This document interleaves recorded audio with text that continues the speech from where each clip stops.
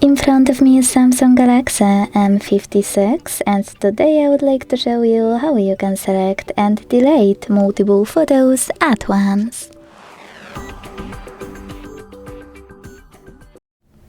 First of all, you need to open Gallery app.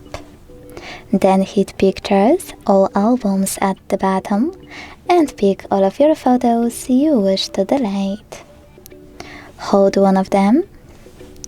Click on this icon at the top left corner and tap on all of your photos you wish to keep. To get rid of the rest, use the Delete button at the bottom and confirm your choice in the pop-up.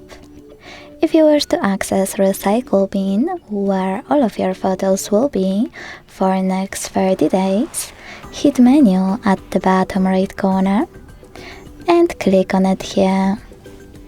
Thanks so much for watching. If you enjoyed this video, don't forget to leave a like, comment and subscribe. Bye!